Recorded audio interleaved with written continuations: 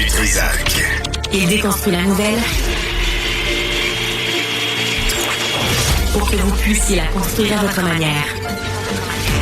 Ben Mulroney est avec nous. Monsieur Mulroney, bonjour. Bonjour, ça va bien? Oui. T'es en transition, là? T'es quoi? Tu vas prendre l'avion? Tu vas prendre le train? L'espace? SpaceX? Beaucoup de courses aujourd'hui, donc je suis dans ma voiture. Je vais prendre quelques minutes. Mais je veux te parler aujourd'hui. Je ne sais pas si c'est la même chose à Montréal, mais c'est très clair et c'est complètement normal. Il y a certains emplois dans lesquels les gauchistes se trouvent très à l'aise. Tu sais, enseignants, membres à la chefferie d'un syndicat, par exemple. Mais de plus en plus, il me semble que les fonctionnaires au sein de nos gouvernements municipaux sont des activistes ou des anciens activistes. J'avais aucune preuve, mais je me demandais, tu sais, il y a quelques années, j'ai vu un rapport qui a été déposé par un groupe de fonctionnaires à l'interne de notre hôtel de ville, et c'était une étude pour voir si jamais on décidait d'arrêter le trafic aérien à Billy Bishop, l'aéroport au centre-ville de Toronto, est-ce qu'on pourrait le transformer dans un parc? Et je me disais, ben voyons donc, c'est fou. Il y a personne qui suggère qu'un jour, c'est populaire. De plus en plus de gens utilisent cet aéroport. Et c'est vraiment une question qui devrait être posée et répondue par un groupe d'activistes et non pas payée par les impôts des citoyens de Toronto.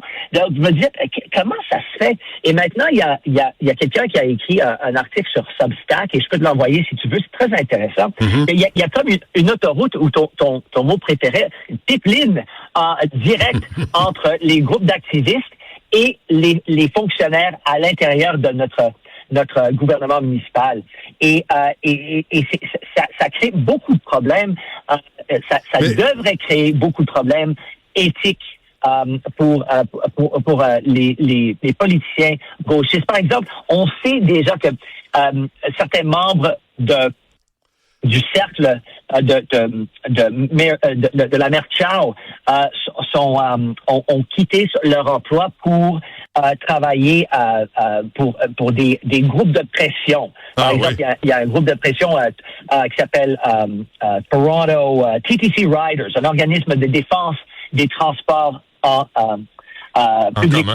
Et en commun. Et par exemple, si Madame Chao voulait, par exemple, je sais pas, augmenter le budget pour le métro ici à Toronto, ben elle pourrait simplement demander à ses amis qui travaillent pour ces groupes de pression de demander pour ces choses. Et comme ça, elle pourrait dire, écoute, c'est pas mon idée, je réponds simplement aux demandes de la population par voie de ces groupes de pression.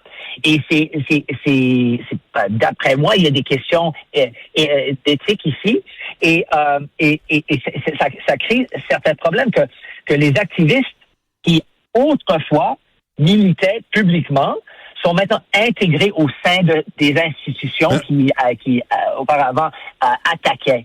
As-tu l'impression, Ben, que les activistes, les militants, les extrêmes gauchistes s'infiltrent à travers la politique municipale dans un premier temps pour imposer des politiques à la communauté? Absolument. On le voit avec les débats sur les pistes cyclables. Je me souviens quand ils ont décidé de détruire Yonge Street, la rue la plus importante à Toronto, avec ce projet, ils ont promis que ça serait un projet temporaire où ils allaient étudier les effets positifs et néfastes pour ensuite se prononcer d'un côté ou de l'autre sur est-ce que ça va devenir quelque chose de permanent. Mais moi, j'étais là le jour même où ils ont commencé la transition pour ces pistes cyclables, et la première journée, ils commençaient à bâtir ils avaient des portions qui étaient permanente. C'était pas quelque chose où tu pourrais dire c'est quelque chose qui va durer 1 an. Non, ils commençaient vraiment à le mettre en place de façon permanente. Et ça se passe pas par accident. Ça, c'est parce que tu as des fonctionnaires à l'intérieur qui ont les mêmes valeurs des politiciens activistes et ils disent, OK, on va faire votre job pour vous. On va vous aider. Ouais. Et d'après moi, c'est la raison pour laquelle on a toutes sortes de projets absolument fou ici à Toronto. On se dit, on n'a pas voté pour ça. Comment ça se fait que c'est devenu quelque chose de permanent ici à Toronto? Et pour moi, c'est parce que les gauchistes savent très clairement qu'ils vont jamais être élus au fédéral ou au provincial. Ils vont jamais former le gouvernement au niveau provincial. Et donc, leur seul shot, c'est l'hôtel de ville. Ouais. Et ils vont concentrer leurs efforts, leur influence au niveau municipal pour transformer nos villes importantes en utopie socialiste. Ouais. Mais attention, hein, Avi Lewis est rendu au NPD. Il y a Mme May au Parti vert. Il y a Stephen Guilbeault qui quitte le Parti libéral. Il y a eu quelques exemples là, au fédéral où la gauche s'est imposée.